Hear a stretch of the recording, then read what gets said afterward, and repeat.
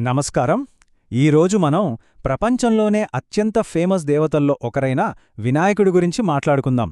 అంటే ఏనుగు తలతో ఉండే దేవుడు అనగానే అందరికీ గుర్తొస్తారు గదా. కానీ ఆయన వెనుక, మనం జరుపుకునే పండుగల వెనుక మనలో చాలామందికి తెలియని కొన్ని షాకింగ్ కథలున్నాయి. అస్సలు ఆలోచించండి. ఎక్కడో పురాణాల్లో ఉన్న ఒక దేవుడు ఒక పొలిటికల్ రెవల్యూషన్కి సింబల్గా ఎలా మారాడు? అంతేకాదు, ఈ రోజుకీ కళ్ల ముందు జరుగుతున్న అద్భుతాలకు కేంద్రంగా ఎలా నిలిచాడు?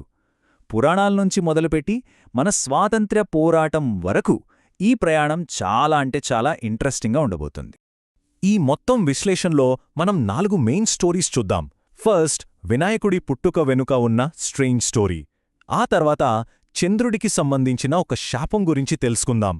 అలాగే కాణిపాకంలో ఇప్పటికీ జరుగుతున్న ఒక అద్భుతం. ఇక ఫైనల్గా ఈ పండగ మన ఫ్రీడమ్ ఫైట్కి ఎలా హెల్ప్ అయిందో చూద్దాం. సరే, మరి మనం మొదటి కథలోకి వెళ్ళిపోదామా? అదే వినాయకుడి పుట్టుక. దీని వెనుక ఎంత డ్రామా, ఎన్ని ట్విస్ట్లున్నాయో ఇప్పుడు చూద్దాం. ఈ కథలో చాలా మలుపులున్నాయిసే. కొంచెం వివరంగా చూద్దాం. ముందుగా గజాసురుడు అనే రాక్షసుడు శివుడి గురించి తపస్సు చేసి, స్వామీ, నువ్వు నా కడుపులోనే ఉండిపోవాలి అని ఒక విచిత్రమైన వరం అడుగుతాడు. శివుడు సరేనంటాడు. ఇక శివుడిని బయటకు తీసుకురావడానికి విష్ణువు ఒక గంగిరెద్దుల మేళంవాడిగా వచ్చి గజాసురుడిని డాన్స్తో మెప్పించి తెలివిగా శివుడిని బయటకు రప్పిస్తాడు. అదే టైంలో కైలాసములో పార్వతీదేవి నలుగుపిండితో ఒక బాలుడిని చేసి ప్రాణం పోసి, నేను స్నానం చేసి వచ్చేదాకా ఎవ్వరినీ లోపలికి రానివ్వద్దు అని చెప్తుంది. ఇంతలో శివుడొస్తాడు. ఆ బాలుడికి ఈయన తన తండ్రి అని తెలియదు కదా, అడ్డుకుంటాడు. ఇక శివుడికి పట్టరాని కోపం వచ్చేసి ఆ బాలుడి తల నరికేశాడు. పార్వతీదేవి ఏడుపు చూసి శివుడు తన గణాలను పిలిచి, వెళ్ళి ఉత్తరం వైపు తలపెట్టి పడుకున్న జీవి తల ఏదైనా తీసుకురండి అని పంపిస్తాడు. వాళ్లకు గజాసురుడి ఏనుగు తల దొరుకుతుంది. ఆ తలను బాలుడి శరీరానికి అతికించడంతో గజాననుడిగా ఆయనకు మళ్లీ ప్రాణం వస్తుంది.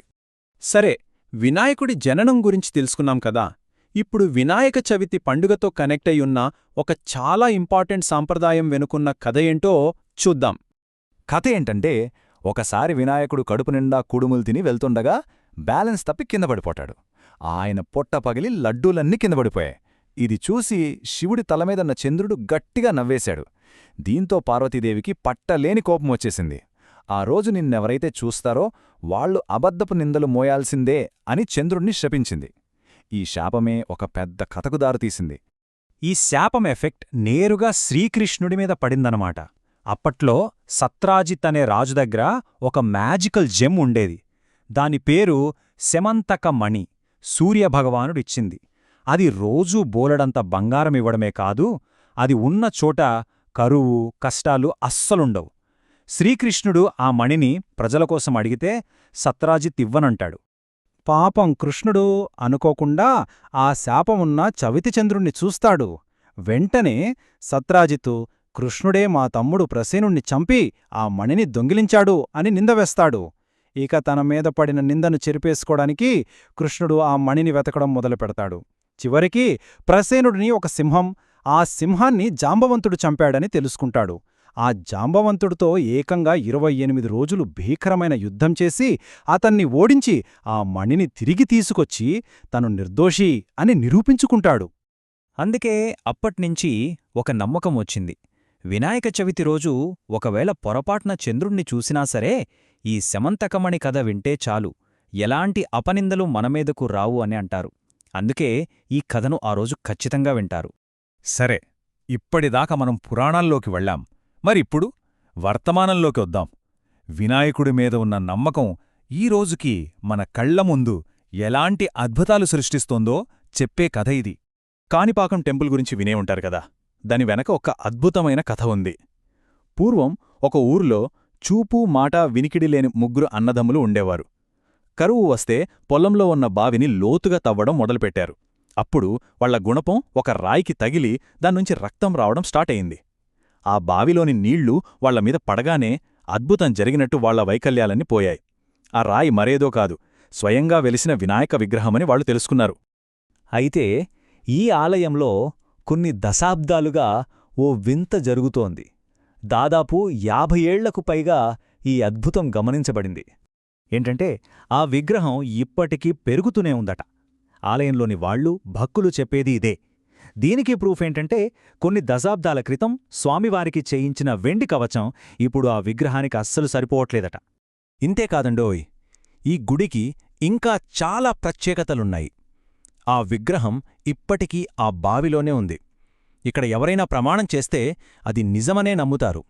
ఎంతలా అంటే బ్రిటిష్ వాళ్ళ టైంలో కూడా కోర్టుల్లో సాక్ష్యంగా ఇక్కడ చేసిన ప్రమాణాలను పరిగణించేవారట. సరే, ఇక మనం చివరి ఘట్టానికి వచ్చేశాం. వినాయక చవితి పండుగ మన దేశ చరిత్రలో మనం ఊహించని ఒక కీలక పాత్రను ఎలా పోషించిందో ఇప్పుడు చూడబోతున్నాం. ఒకప్పుడు వినాయక చవితి అంటే కేవలం ఇళ్లల్లో ఫ్యామిలీస్ మధ్య జరిగే ఒక ప్రైవేట్ ఫెస్టివల్. కాని 1890ల తర్వాత అది వీధుల్లో, మండపాల్లో జరిగే ఒక భారీ పబ్లిక్ సెలబ్రేషన్గా మారిపోయింది. అసలు ఈ మార్పుకు కారణమేంటి? దానికి కారణం ఆనాటి రాజకీయ పరిస్థితులే. బ్రిటిష్ రూల్లో మన ఫ్రీడమ్ మూవ్మెంట్ను అణిచివేయడానికి నలుగురికన్నా ఎక్కువ మంది ఒకచోట గుమిగూడటాన్ని బ్యాన్ చేశారు. దీంతో జనాలను ఒకటిగా చేర్చడం దాదాపు ఇంపాసిబుల్ అయిపోయింది. ఆ టైంలో మన ఫ్రీడమ్ ఫైటర్ బాల గంగాధర తిలక్ ఒక బ్రిలియంట్ ఐడియా వేశారు. మతపరమైన పండుగలకు బ్రిటిష్ వాళ్లు అడ్డు చెప్పరని గ్రహించి వినాయక చవితిని ఒక పబ్లిక్ ఫెస్టివల్గా మార్చేశారు. పూణేలో సార్వజనిక గణేశోత్సవం మొదలుపెట్టారు. అంతే, మతపరమైన వేడుకల ముసుగులో వేలాది మంది ప్రజలు ఒకచోట చేరి స్వాతంత్ర భావాలను పంచుకోటానికి ఇదొక పవర్ఫుల్ ప్లాట్ఫామ్ అయ్యింది.